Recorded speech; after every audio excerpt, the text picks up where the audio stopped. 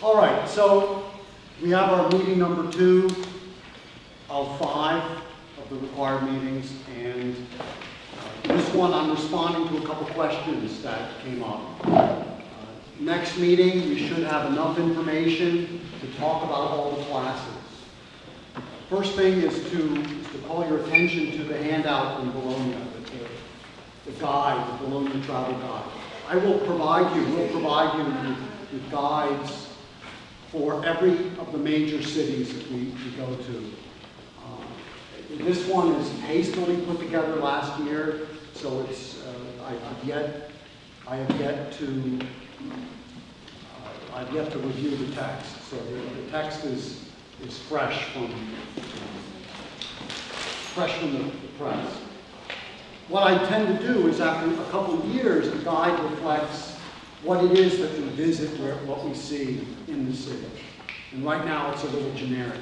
How many of you are scheduled to arrive early or thinking about it? The reason I'm asking, are you flying into Bologna or Rome? Bologna? Bologna. Rome. Who's doing Rome? You sure you're doing Rome? Good. I'll talk to you about Rome later. How many days early are you showing up? 3. 6? Good. So, no. So one of the nice things about arriving early is I will be more than happy to give you information about what you can see during that time period. In part because on our scheduled trips, we're going to be visiting very specific sites. And I would like to suggest other things. And I'll be more than happy to talk to you about it if you have different interests in different periods of architecture or want to see different types of buildings. I need to have a couple museums on the list in case it rains or snows, just in case we do in Rome. But I will talk to you about Rome later.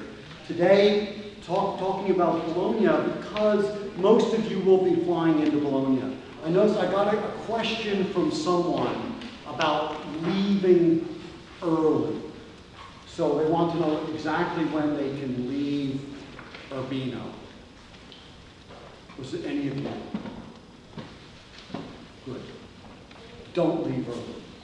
In other words, stay late. That's the time for really serious travel. Why? Because the weather is beautiful at that point.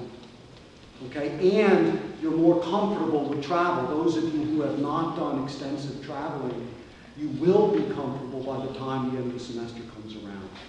And it's also a great time for your girlfriends and boyfriends and parents and aunts and uncles and rich, wealthy relatives who are supporting your trip abroad, for them to arrive and for you to be tour guide. At the same time, you'll probably want to organize your trip with your friends. So if you plan on leaving a week, 2 weeks after the end of the program, don't plan your travel during that time yet. Wait till you're over there. Wait till you have a chance to actually acclimate to Italy and to Europe. And you may decide, wow, I heard some of my friends went to Barcelona over spring break and it sounded exciting. I really want to go there.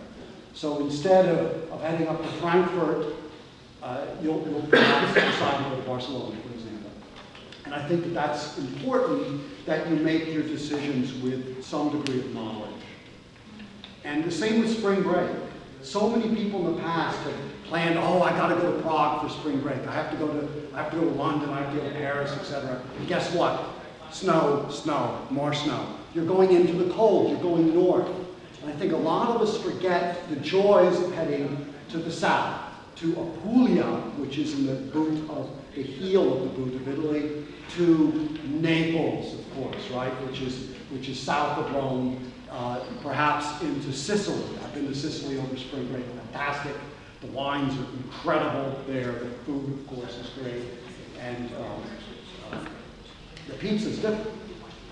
It's influenced by quite a wide range of different cultures. So there's Morocco, there's Turkey, there's Greece, there's the whole Peloponnesian Peninsula, in fact, not just Greece. There's so many interesting places. please don't plan too early, because you'll lock yourself in, and you'll find that at some point you'll have to get your seats in the front row, and you're more than welcome up here. Those are odd seats that don't fit our pattern. You weren't struggling to sit in the back for it. Yeah, we're very conscientious of our pattern. We actually wanted you to feel like you were at our table, or vice versa, we're at your table. That's why. Okay, so the same thought in mind that we want you to make informed decisions, we'll be more than happy to talk to you about these different places. Again, if we haven't been there, like I haven't been to Cinque Terre, right? I mean, but I tell you, I know a lot of people who have, and I can direct you to them. So as we talk about independent travel, as we talk about perhaps what you're going to be doing over spring break, we're here to offer insight and to support your decision-making process. Likewise, when you're over there, you'll find that GED can offer a little bit of guidance as well. Y'all know what the ED is now? Yes. Roberta, Devon, Yes. and Mirko. Did I bring my sunglasses? No, I was going to impersonate Mirko, but I did not bring them. I didn't bring my dog. Avron. My son's middle name. So, close enough. Close enough. So, with that in mind, again, I give you this Bologna information package, just enough to give you some instruction. It is a remarkable city. And those of you who are flying into Bologna, again, even if you're just going to get there a couple days early, you can meet us at the airport. Okay, when we're scheduled to be there, you meet us at the airport, and then we all take the bus to Urbino. So it's not a problem getting there early. Getting there late, after the bus has left, is a little sticky, but it's not that much of a problem. There's wonderful seats up here for the two of you, so you don't feel like you have to be treated like second-class citizens in the back. Always arrive late because there are going to be seats up front for you. Nobody ever sits in the front. Well, right.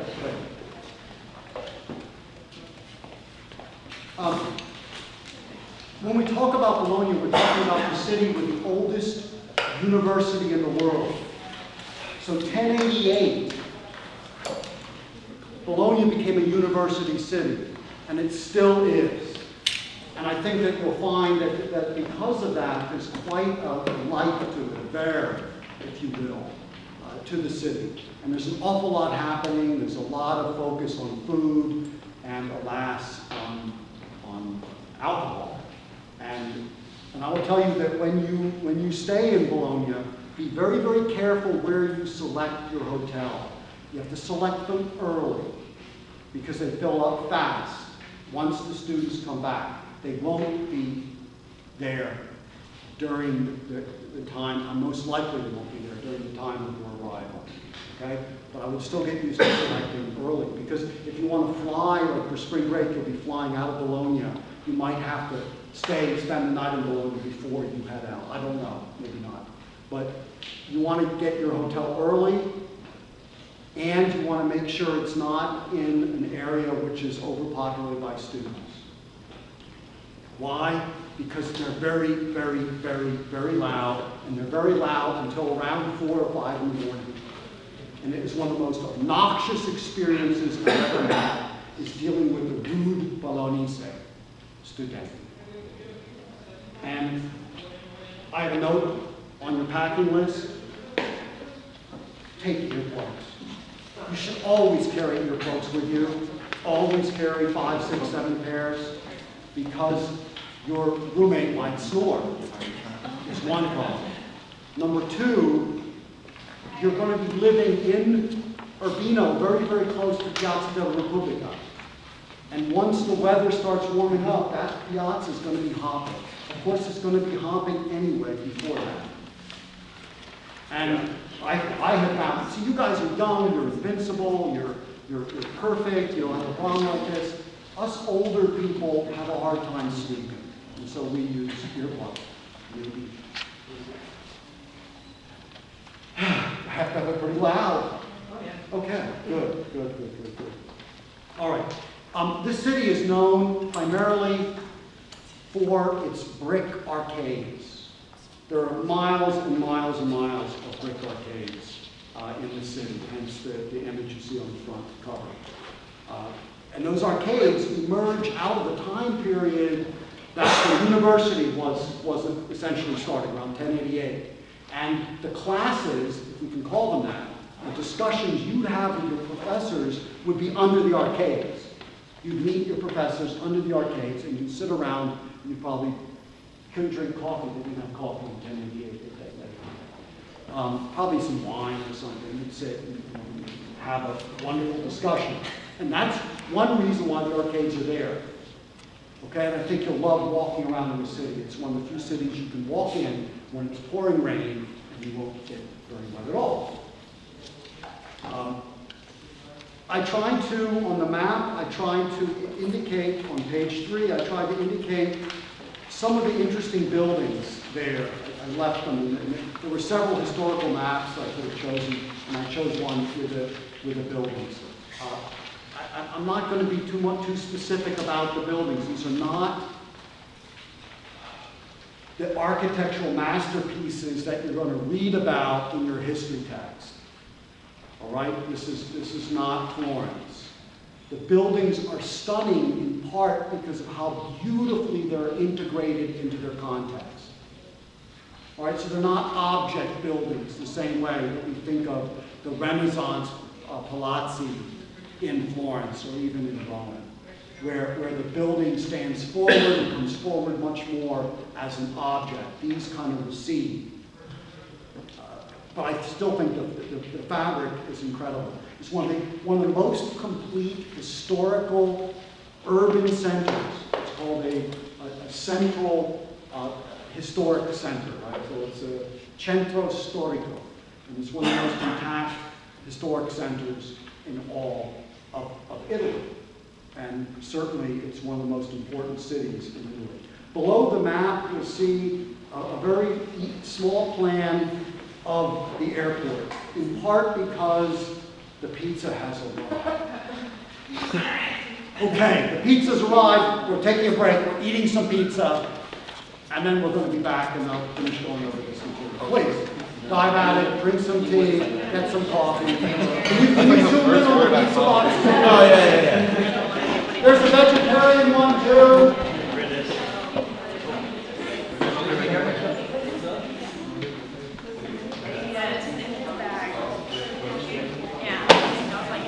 All right.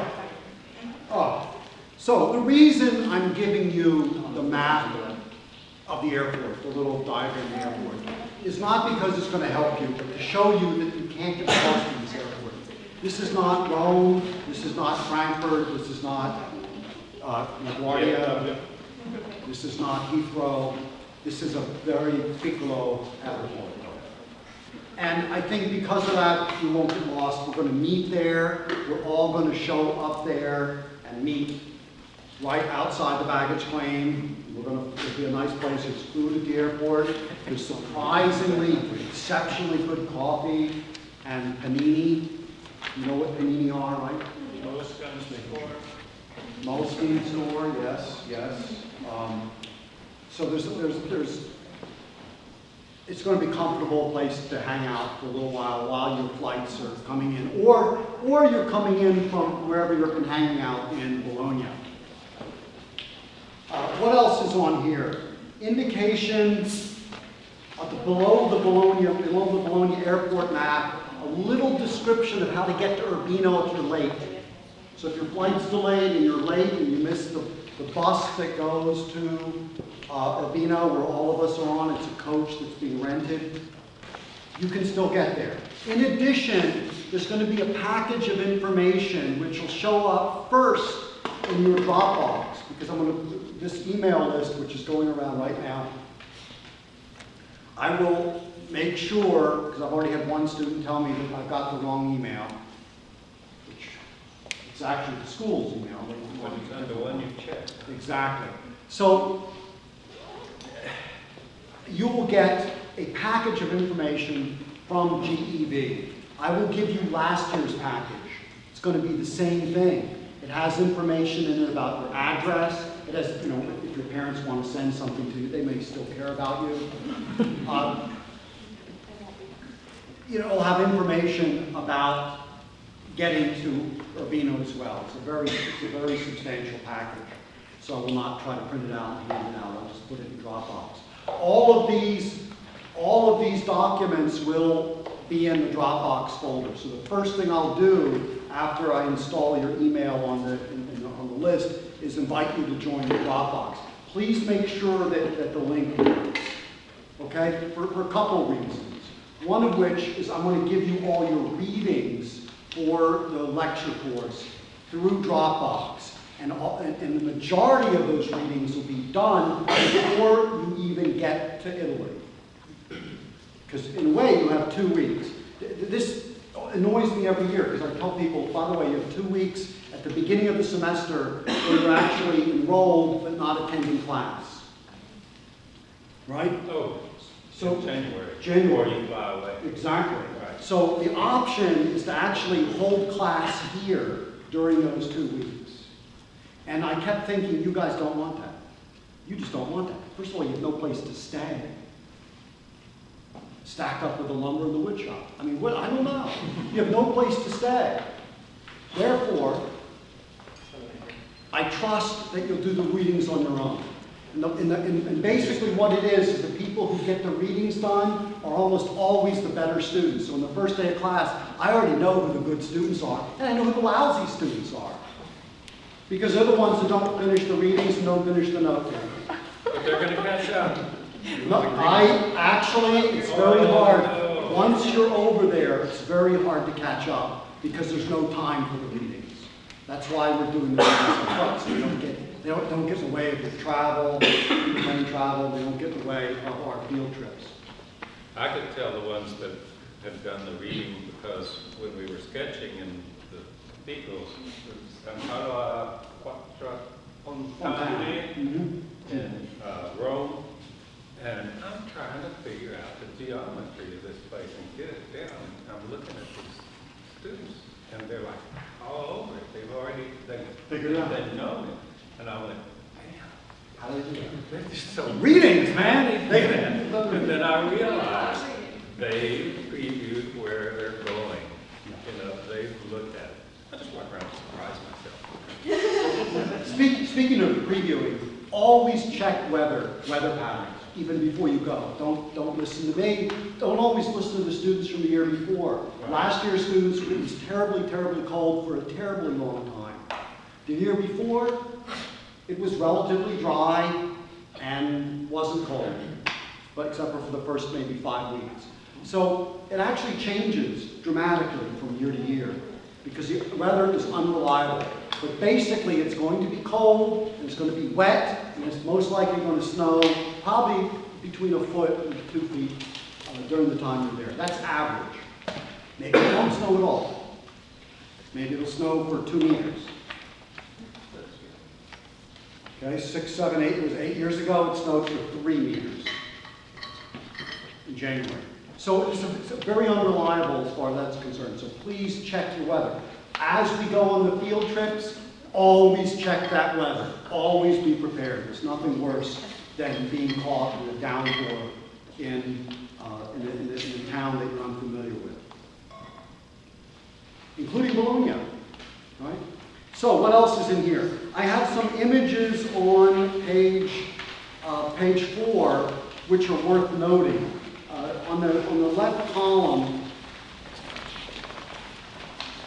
is probably the oldest architecture building, old school of architecture in the oldest building of the oldest university. Yes. This is the courtyard of the School of Architecture there in Bologna. Below that is one of the ways that the arcades integrate a church into the urban structure. So the courtyard, the forecourt of the church, Santa Maria de Servi, Santa Maria of the Serfs, right? Of the Serfs de Servi. The forecourt is actually public space, okay? As opposed to something that's walled off and separate from the city. So it's actually fascinating to walk through there. It just feels very spatial. You know how boring certain streets are because they're flat, everything's flat. And in Bologna, there's tremendous depth to a large extent because of the arcade. And so the public space is incredible pleasure to walk in and to occupy. Below that is the sanctuary of San Luca. And this is a late Baroque church. So we would say Rococo, right? And if we were in France. But it's in Italy, they don't have Rococo. So it's late Baroque, and it's this buttery soft, sinuous curve that you can see on my photograph below that as well. And that's 666 porticos up the hill. And it is, of course, said that students at the university there, as a way to show their deserving their A, would get on their knees and they would be supplicants, and they would go all the way up to 666 porticos on their knees in order to get an A on an exam. It doesn't work. It doesn't work. Okay.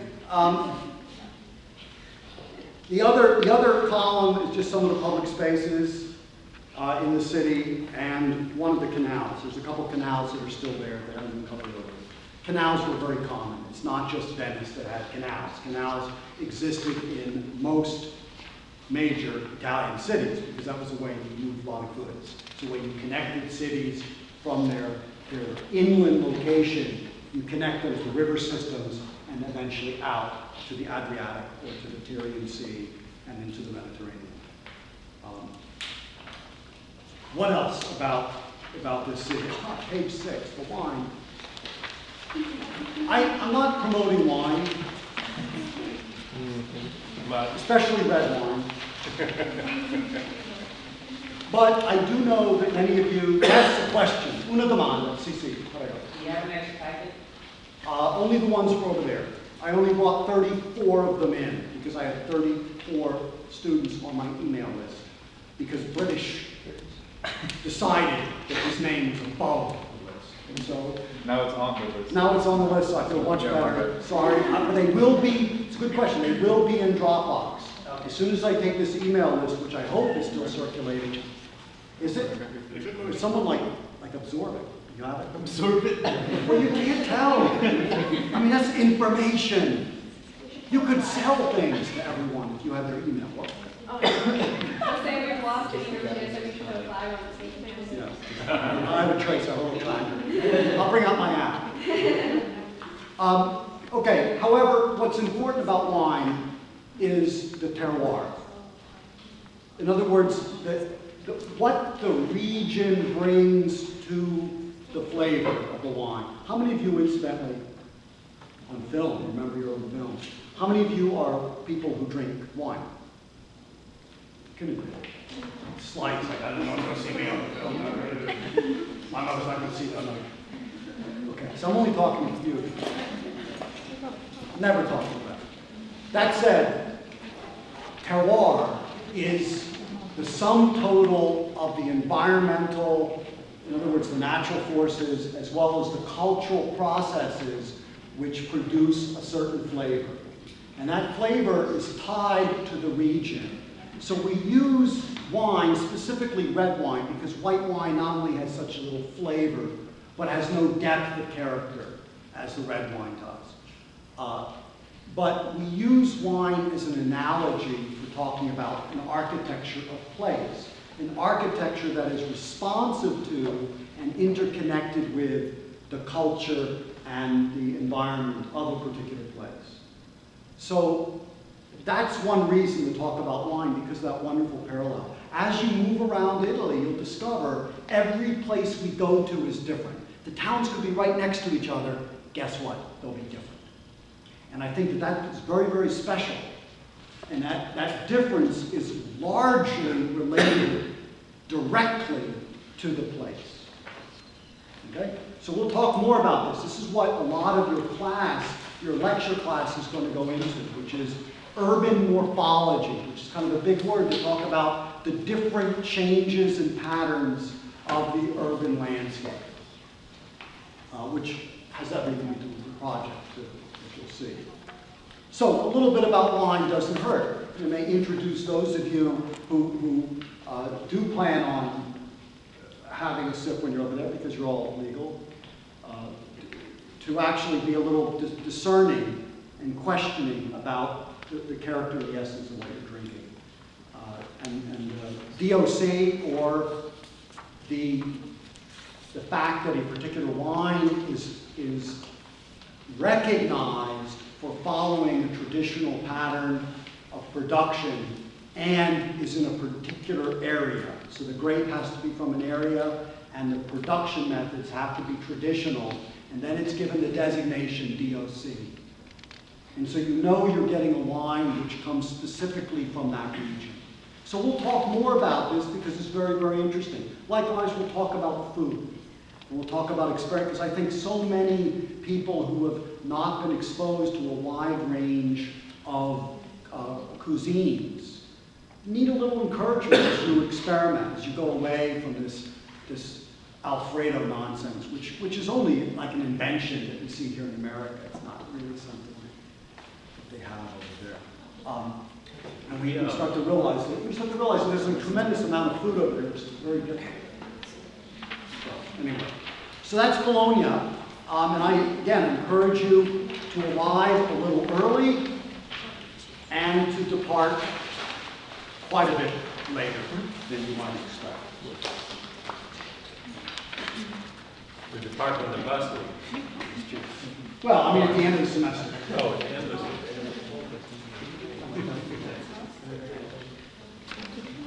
Okay. Margaret Fuller.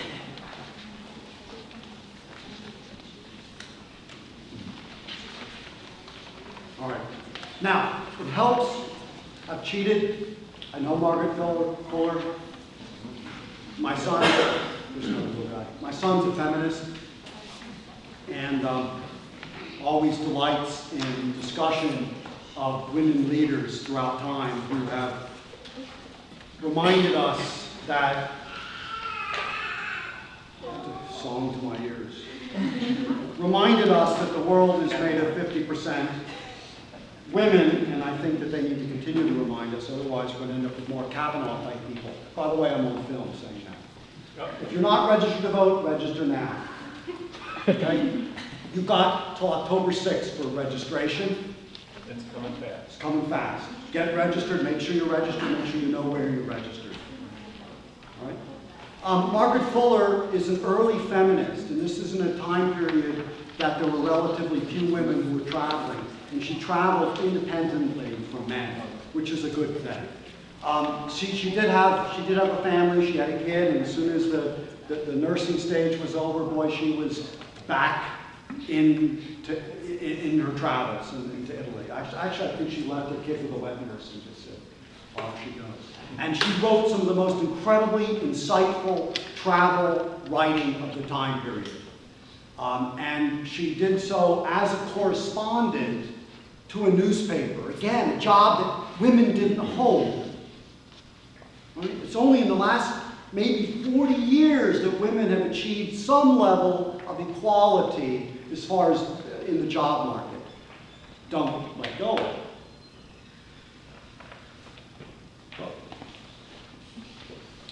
Anyway, this is a beautiful writing in part because of her clarity of thought. She's saying, this ain't no vacation.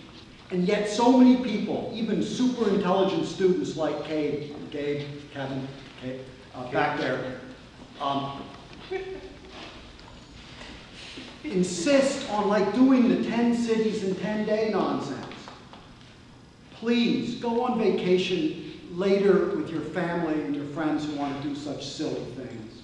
This is a chance for you to embed yourself in a culture, to actually learn the patterns. What is it to be in a city?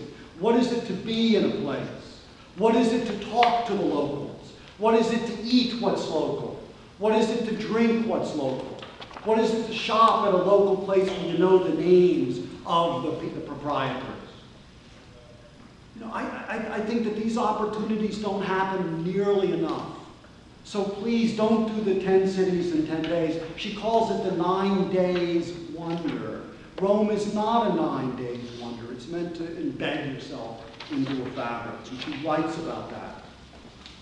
You gain a sense of the real, and that the city reveals itself day by day. The preparation is key. She mentions preparation. You prepare yourself to go by doing the readings, by of course, attending meetings, which are much less important than the actual reading themselves. But also, when you're over there, by participating in dialogue. That it's not like your classes here. This is really unfair because I'm standing here lecturing, as if I'm lecturing to you. And over there, it's much more participatory. The whole goal is to engage you as individuals and to kind of have you part of this larger teaching, learning environment.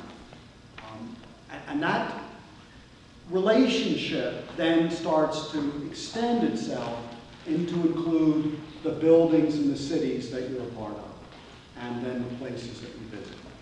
So you're having this dialogue with place, okay? Which means what? It means the hell with the Spurs game. Yeah, No, it does. Leave the childish ways behind. Leave that behind. don't go all the way to Italy to watch Yeah, I mean, do it when you're home. Think about the joy of coming home and catching up. and catching it. I mean, there is a great joy at returning. There's a tremendous joy. I've seen students more burly than Jim here, crying when they arrive back home. And it's amazing to feel connected again to a place which you have a belonging. Okay, but when you're over there, be Italian. Dress Italian. Right? Act a little bit Italian, not too much. They smoke a hell of a lot. Ugh. God, how can they do that? It's really gross. You know, they start when they're like 12 or 14, they're in there sucking it.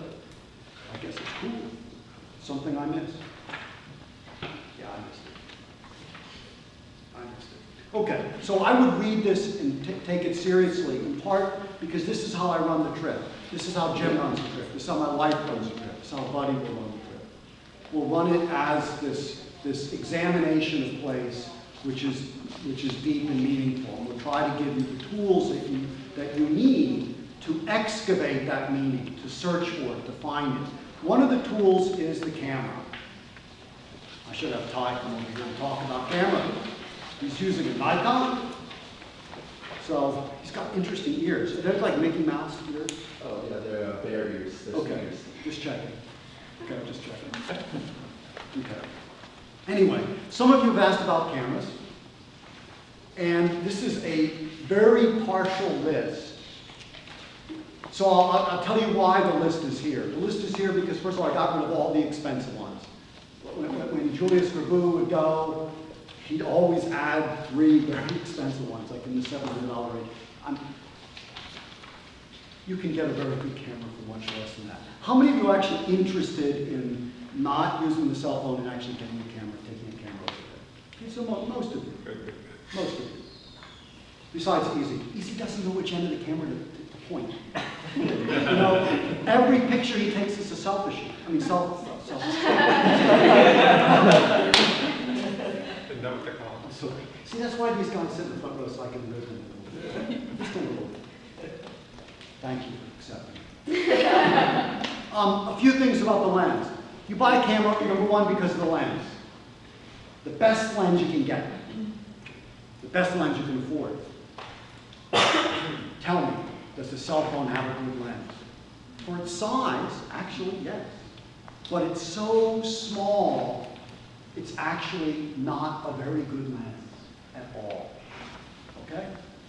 The second thing you look for in the camera, and I look for lenses, I look for a Leica lens. The Panasonic Lumix uses a Leica lens. There are different Lumexes. There's about 30,000 of them, right? The Lumix, in general, you zoom in on the image and you read about it, and it says it's a Leica lens. That's a good one to get. Why? Because you can't afford a Leica camera. You don't have $1,600 to throw in an inexpensive Leica camera. There's some of the best cameras available in the market, the best digital cameras. You can't afford them. I can't afford them. So what do? Get Panasonic Lumix. That has a Leica lens. Not all of them do. Okay? That's one possibility. Zeiss is another exceptionally good lens, the Zeiss lens. And I recommend anything the Zeiss lens. Sony has lenses which are remarkably, exceptionally good as well. They're not quite in the high end of, let's say, the Zeiss or the Leica. I keep saying Leica, and I keep thinking of my dog, because my dog is named. I could never afford a Leica camera, so I have a dog named Leica. And I'm thinking, over the years, and she's 11 now, I think I paid as much as I would for probably a We car. could have had it, we all. I stopped feeding her now because she's now cost more than a camera. No, I would never do that. You know that. We're close, like we're bonded. We're a bonded pair. Okay. The other thing I look for in the camera is I look for the size of the sensor. Again, in your cell phone, the sensor is very, very, very small. And it's very close to the lens. The sensor is what receives the light stimuli. Okay, it receives the light. And the smaller it is, the less information that it actually gathers.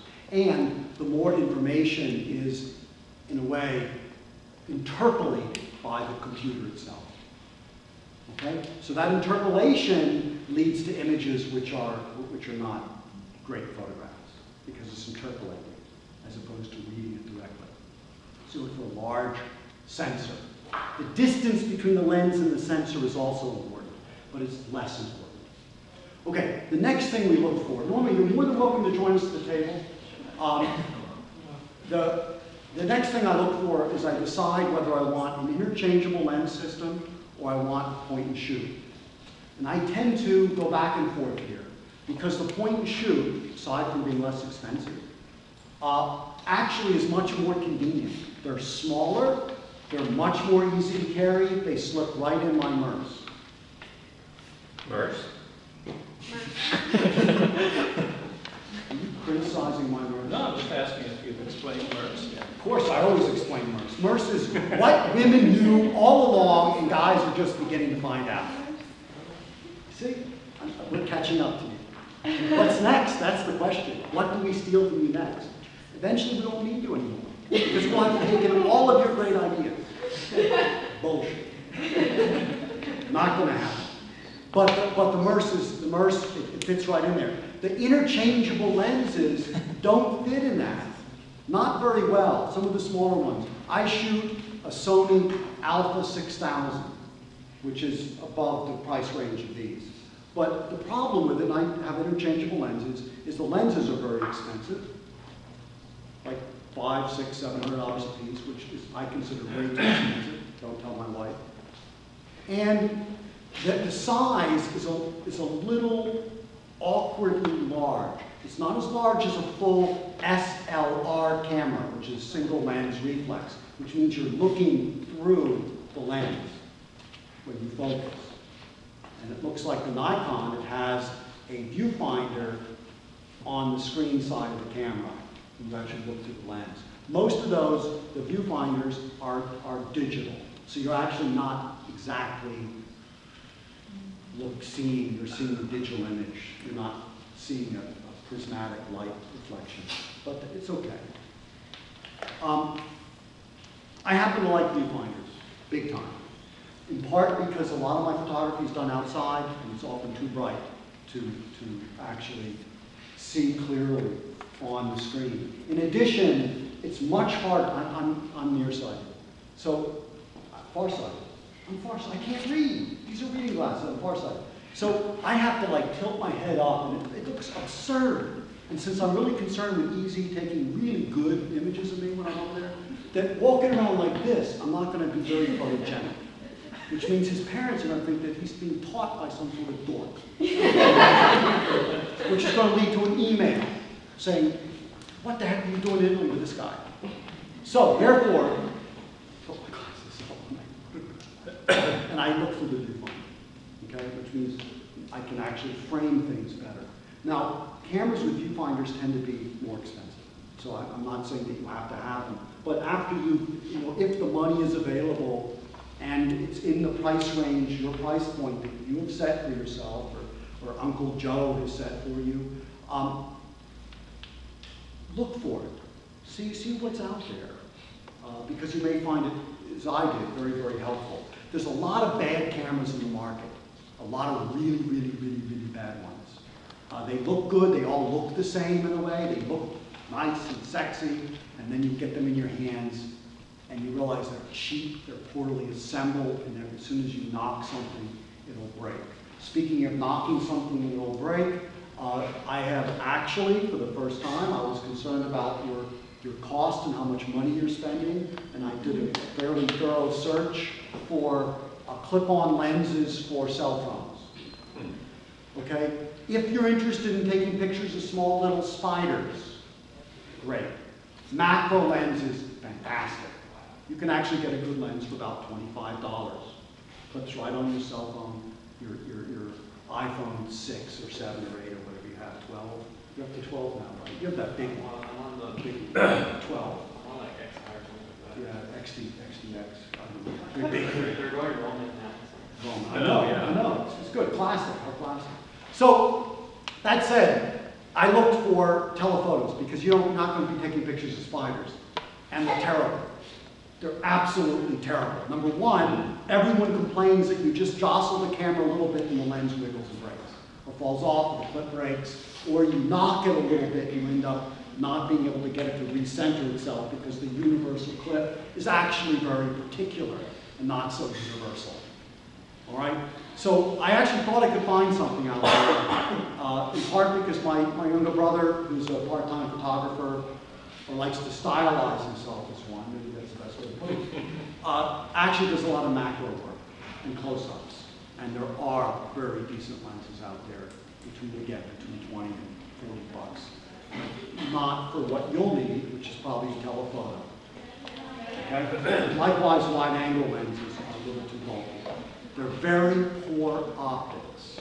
Anyone who thinks they can sell you a lens for $25, which is a telephoto, is fooling himself. Okay? You're not going to get a good quality product. Another thing is to go for the bigger sensor, the more higher resolution, more megapixels. Yeah. Because even problem with a small camera, the bigger one, it's got some heft to it. Holding it steady and zooming to the distant object is pretty easy. With the cell phone, it's just, I cannot do it.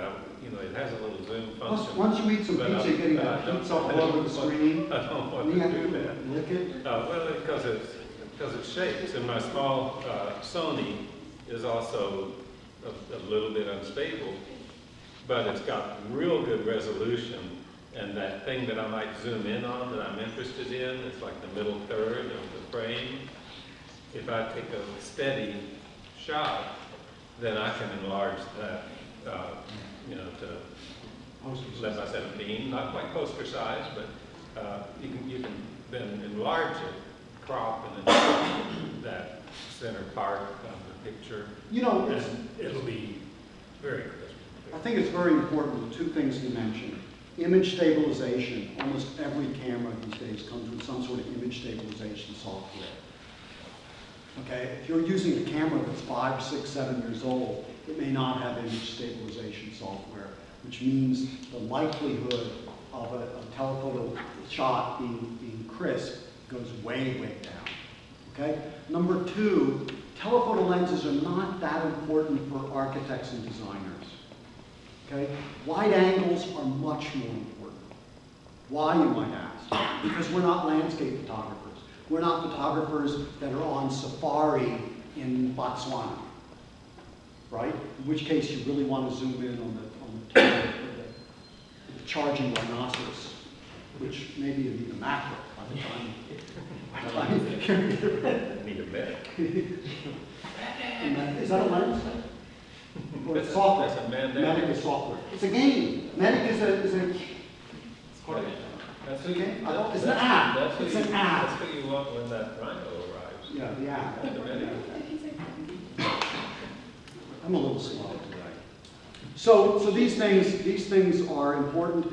Please also consider getting some sort of fitted camera case. Again, the ritual of taking the camera out and using it helps you protect it. Right? I mean, it's surprising how just dropping a camera into your MERS. Do you have a MERS, don't you? Not yet. You should. Number one, you can't carry everything with you in your coat pockets. Right? You can't. You need the MERS for your umbrella and your water bottle. Right? As you find a camera, and some students always find some great deals, beware of great deals, but that said, if you find any great deals, you're welcome to pass them by us. That's what we're gonna talk about on the camera, the Lumix. Yeah. The new model is $50 more. Okay. It's 300 cheaper. Yeah. That, I mean, I recommend looking for, this is not meant to be the list you choose from. This is meant to be the kinds of products that you should be looking at, right? I mean, in a way, because a couple of these are 2 years old. Whenever you find like a camera you want, I would look on Amazon sometimes have like deals where they can give you like the RAM, like the charger, and then a white lens. A kit. Yeah, a kit, yeah. So So less expensive than the camera. Yeah. Sometimes. on the website. Yeah. I'll be glad to look at anything. And if I can't answer the question, I mean, I haven't done a lot of photography. I mean, serious photography since I was in college. But I do know enough to try to answer your basic questions. And if I don't, I'll find someone who does, who can answer. I have no problem looking into these things. Because I want you to feel like you've got something which is not only a good deal, but suits your needs as well. And is in your price point, which I think is very important. Speaking of price point, Norma asked me not to put this pen on here, but I did anyway.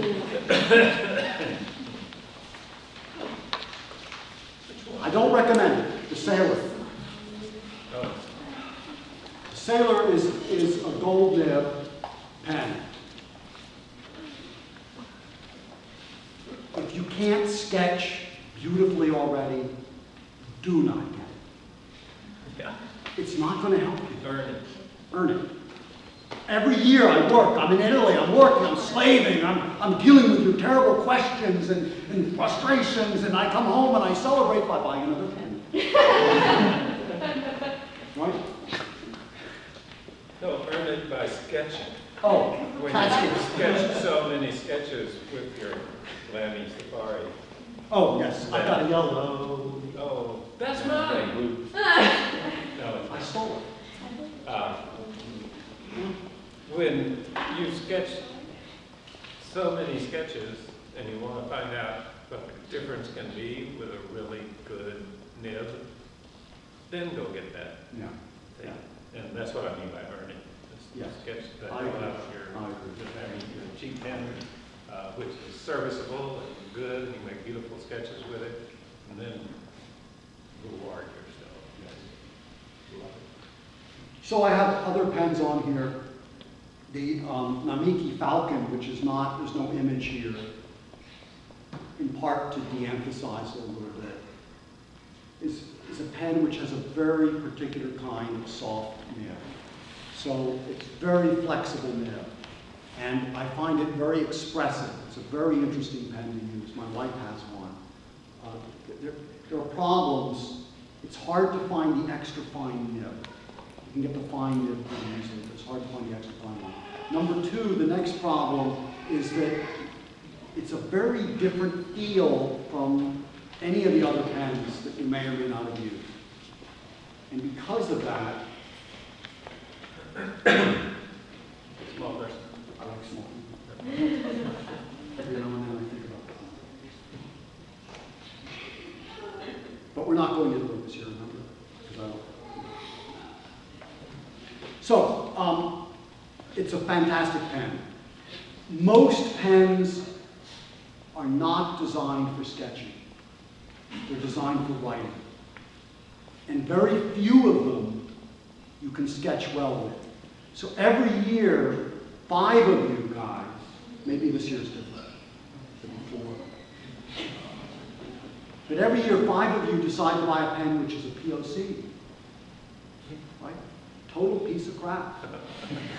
You like it, has nice rhinestone, it looks cute, it looks something like the Sailor, maybe. And you get it cheap, like $12 down in Monterey or something. Big mistake. Big mistake.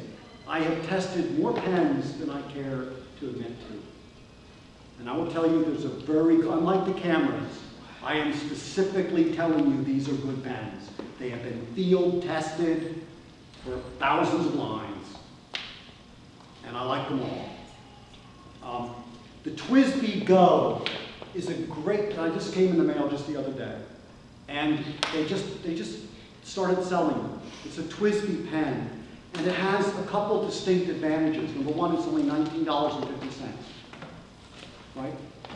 Number two, feels like you're holding a milk jug. It has a very nice plastic here, like a milk jug plastic. I like to pretend it's recycled. I don't know. I smell like spoiled milk. Cheese. But it has a plunger, the easiest pen in the world to fill from a bottle. Does not take cartridges, which means you buy the bottle of ink, which is why I tell you that Sailor is the absolute best. You've got a TWSBI. Yeah, and you've got the Echo. I don't know which one it It's is. the Echo. It's the Echo. TWSBI Echo. This is the TWSBI Echo. Okay? This is a very good pen. I like it a lot. TWSBI makes a pen for people who like fountain pens. It's not that expensive. Again, it's for bottled ink. So you take the bottle of ink. Bottled ink basically is better than non-bottled ink for a couple of reasons. One, it's much cheaper. Two, you get more options. Three, you don't ever have to use anything that says Kaweco, because Kaweco ink is the worst ink I've ever used. Right? And Lamy ink, can I say that? I think it is. I fill it up. Yeah, I mean, this is a nice pen. TWSBI Echo is very nice. You have to be a little careful of it because you're supposed to take care of it. It's a nice pen. Luckily, no one put their name on it. Okay. But I do like the TWSBI Go. And above the Echo is the Mini Vac, which is a small pen that I have fairly small hands, but it's a small pen that writes very well. So this is one step up from the Echo. This is about twice the price of the Echo. And you know, so there's a lot of TWSBI pens which are good. The really big ones, be careful. Don't buy the really expensive ones, like the big brother to this one, because they're very persnickety about filling. Not these. I specifically gave you these. The others are a little more persnickety. I actually have a peacock color. It's kind of bluish, greenish. Big fan of That's so Kaweco. many colors. Why? Yeah, what is a peacock color? When you let someone use your pen, hold on to the cap. Oh, yeah. I'm a big fan of the Kaweco, in part because the nib reminds me of the nibs of my first fountain pens decades and decades ago. It is surprisingly good nib. And you can actually buy gold nibs to go into these pens as well. The nib is what you're buying. Don't buy the solid brass pen because you think it's a better pen than the cheap plastic pen. It's the same nib, which means you're getting the same line. The reason you buy the more expensive body may have something to do with eventually you find out that you like the weight in your hand. Or you get obsessed with the aluminum, like Antonio Tuasi did this last year. He became obsessed with my aluminum Kaweco, which happened to have a gold nib. And so Blizzard gave him his pen because he seemed like he really needed it. And anyone who worked for Giancarlo Carlo is deserving of a good pen. Anyway, plastic one is fine. It's surprisingly good. It's light, easier to carry. You can get cartridges. If you buy this pen and you don't get the little converter, there's a little baby converter that you can suck up in from the little bottle. I have 8 or 10 syringes, medical syringes without the point, they're blunt, which I'll be more than happy to give to whoever, the first people who need them. If that's how you want to refill your cartridges or your pen, as opposed to a plunger system or a vacuum system.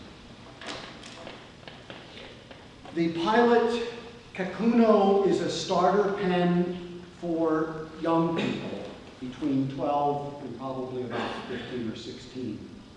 So I call it the Hello Kitty generation. I like this pen a lot. No, I really do. I'm not big into the colors. There's a clear one that looks pretty cool. It's a great backup pen. You really should have a backup pen because you always, people aren't used to pens. They juggle them, they drop them, they stab things with them. I don't know.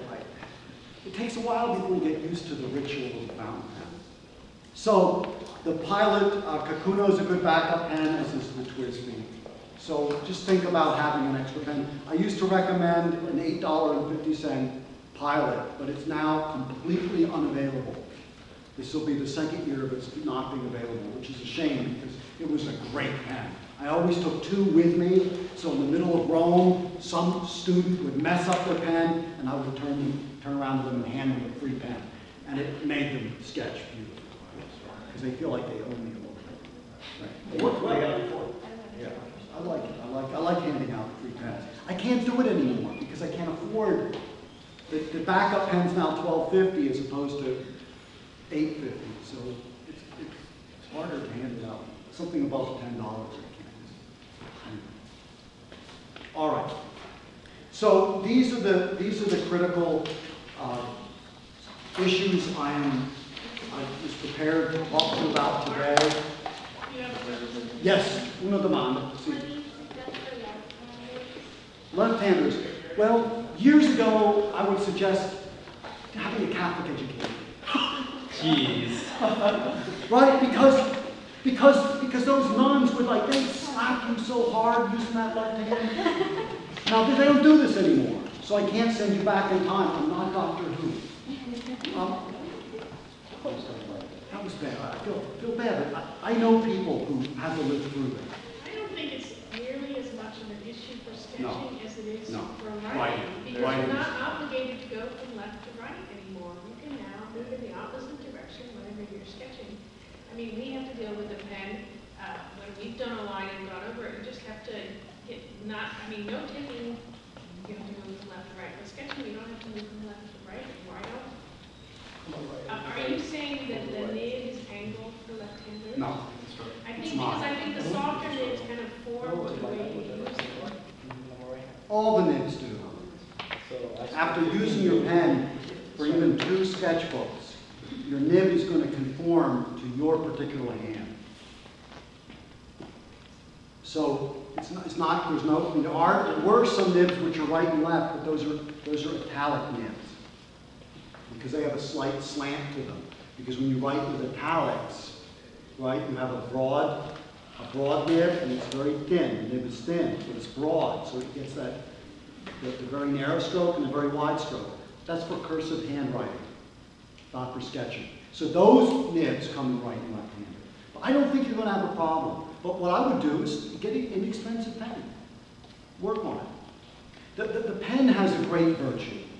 The virtue number 1, black ink. You can copy it so easily. You saw the images those were just PDF scans that my wife put together during study hall day in the cafe being projected. You can scan things in. And you can make them bitmaps, which means it's only black and no other information, which means you can take your sketch and in your portfolios you can superimpose your sketch on other images.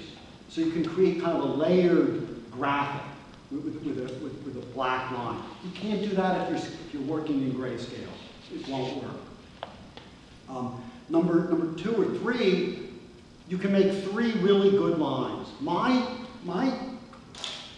The way I judge these, my criteria about the pen: smooth, And I can do 3 lines. I can do a thin black line, which is amazing if I have peacock ink. I can do a thin black line, I can do a medium black line, and I can do a thick black line. The TWSBI, for example, gives me a really good control over all 3 of those. Which means what? It means you make a decision about the line before you draw the line, right? The construction line is a thin black line. The final line that you put that fleshes out your sketch may be a thick black line. So you want 3 black lines. I like graphite. I'm not gonna lie. For years I lied. I was in the closet about it. I love graphite. I'm actually very accomplished with graphite. It smudges. I'll show you my sketchbook sometime. I've got lots of smudgy sketchbooks. Ink doesn't do that. Also ink, you can do a wash with ink, which means you can take just water, as opposed to the coffee wash, which is fun too. The wine wash, which is fun, but uses up wine, it's a better place to go. No, it's actually very nice. And the wash gives you kind of a watercolor-like effect without having any of the demands of watercolor, which means you have to be disciplined, you've got to be patient, you've got to be all the things that I'm not, right? I mean, I want instantaneous gratification with my sketching. Right? I'm a sketching hedonist, right? So I want the water to wash. I want to see it right away and get excited. And you can do that because you only put water-based inks in those. You never put India ink in the fountain pen. It's the best way to totally ruin the fountain pen. If you want to tease your older brother, you're tired of him, just put India ink in his fountain pen. He'll have to chuck the pen. You can't go in and clean it out very easily at all. Okay? So those are the reasons I like the pen. There's one more, which is the ritual of it. Graphite has no ritual. Just doesn't compared to the fountain pen. In the fountain pen, you have to take it out, you have to care for it. I always carry somewhere on my person. I carry, for a while it was like my son's old corduroy one-piece thing when he was small. I love those. I love those. I'm thinking about stealing it. The little kid out there probably has one. Cotton, lint-free, no fibers. Do not use paper towel, ever. Don't use toilet paper, ever, ever, ever, ever, ever. Don't touch anything that has fibers on your nib. They'll stay on your nib. But this is how you clean the nib. It's part of the ritual of taking care of the pen. And then after every 3 times I fill the pen, I'll actually clean the pen. And I'll be glad to show you guys how to do that. It's very simple, very simple. So that's important. There's a sense of, I don't know, a different sense of respect that you get when you're using tools which are good tools. When you graduate to Black Hawk, or you graduate to Snap-on, or you graduate to something other than cheap Craftsman, because Craftsman doesn't make a good, but Kmart special, like the old Kmart. I'm talking about tools now, not fountain pens. Right? But when you graduate to a really nice set of tools, you change your outlook. You feel differently when you use them. And I think even a $20 fountain pen feels, to be honest with you, feels quite different than using a $3 chuck throwaway thing. Please don't buy those disposable fountain pens.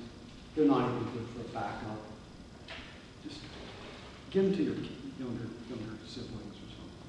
They can play with it. Any other questions? No hecklers? No? Ruby's Get a not? chance to, I know this is not that It's okay, it's okay. the larger wheels on the suitcase. Oh, didn't mention that. Okay. So, since I know some of you might be looking into buying your suitcases already, nearly all the suitcases on the market now have those little small wheels that rotate through almost 360 degrees. They will literally snap off on the cobblestones in some of those cities. So they're really designed for airports and maybe even public transportation, metro systems, stuff like that, but they do very poorly on the rough streets of some of the cities that we're going to. And we've had students, their wheels will snap on and roam, and then they end up sort of dragging their suitcases. It And I looks like a carcass. It's like a I say carcass. this- You're hauling this dead body across the lawn. Really fascinating. I say this because it's very inconvenient when the wheels snap Solicits on laughter. your suitcase, and also because there aren't very many out there at the local stores that don't have those little tiny wheels that spin 360.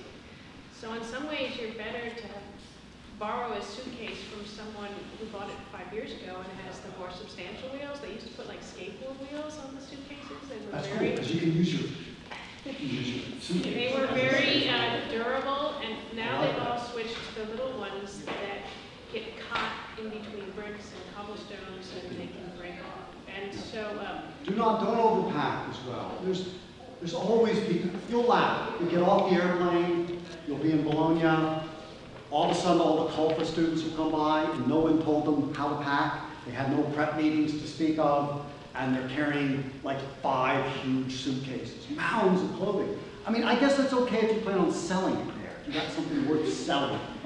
You sneak it by customs and you sell Levi jeans or something on the street. But I don't recommend overpacking. Think closely. Check with your airline to make sure that you're not taking an there's overweight specific suitcase, weight. because the cost will go up. What is it, like, There'll be can be a $75 Oh, penalty. at if least. the suitcase is too heavy. at least? And what are you taking? What's that important to take? You know, you got your books, your sketchbooks, your pens, a couple changes of underwear, and of course, wool socks. 2 pair, they're heavy, but they're worth it. Wool cap, scarf, not the real nice ones, the kind of silky ones. You can get them there, by the way.